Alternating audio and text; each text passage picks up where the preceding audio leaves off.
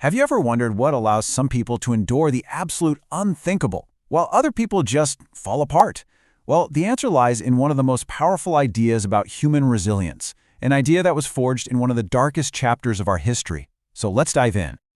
Okay, this single sentence right here, this is the core of everything we're about to talk about. It's an incredible insight from psychiatrist Viktor Frankl. And honestly, it's the key to unlocking strength you never knew you had.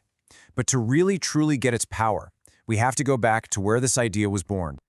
You see, this story doesn't begin in some quiet university library or a lecture hall. It begins in the absolute heart of World War II, right in the middle of the unimaginable chaos and suffering of the Nazi concentration camps. So Viktor Frankl was this respected psychiatrist from Vienna, but his life was completely turned upside down when he and his family were imprisoned. And in those camps, he lost everything: his family, his career, his freedom. He was stripped down to his barest existence.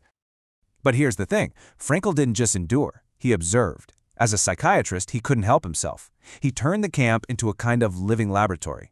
And right there, in the depths of all that horror, he started to see a pattern, a really fundamental truth about what was keeping people alive. He saw this incredibly clear split. On one side, you had prisoners who just gave up. They lost all hope for the future, and sadly, they were often the first to perish. But then, on the other side, there were those who clung to some kind of meaning, a reason to live. Maybe it was the thought of seeing a loved one again, or a book they needed to finish, or just their faith.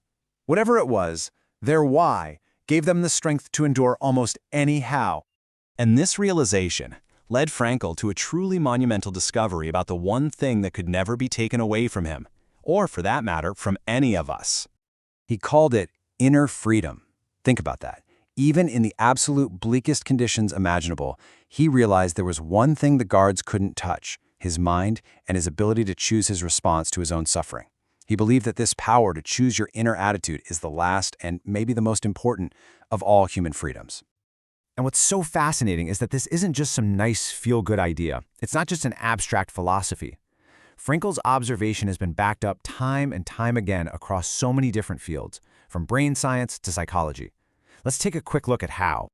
So this breaks it down perfectly. From a neuroscience perspective, when you focus on purpose, you're literally strengthening the parts of your brain that control your emotional responses. It's like a workout for your mind.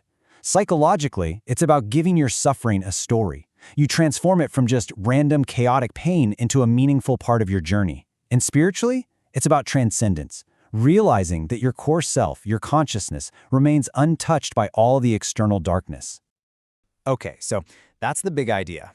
But how do we take this incredibly profound concept and actually apply it in our own lives when we're facing our own challenges? It all starts by really internalizing this truth right here. Look, life is going to throw things at you that are completely out of your control. A job loss, a tough diagnosis, a heartbreak. Your real power isn't in stopping those things from happening. Your power is in that tiny space between what happens to you and how you choose to respond to it. So, the next time you're being tested, instead of asking, "Why is this happening to me?" I want you to try asking these two questions instead. First, what can this moment teach me? That simple question immediately shifts you into a learning mode.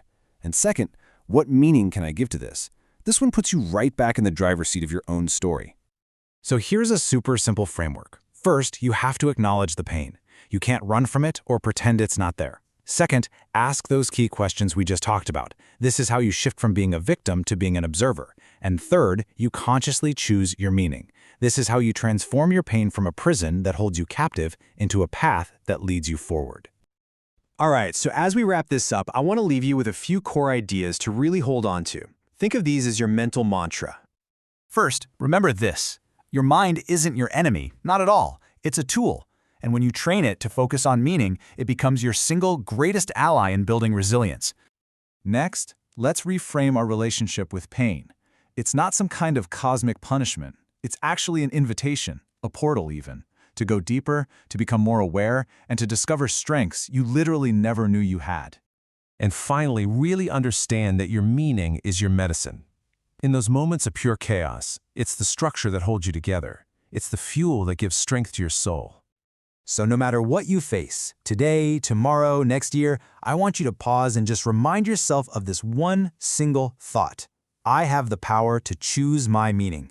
That choice, right there, can rewire your brain, it can reshape your entire day, and it can realign your whole life.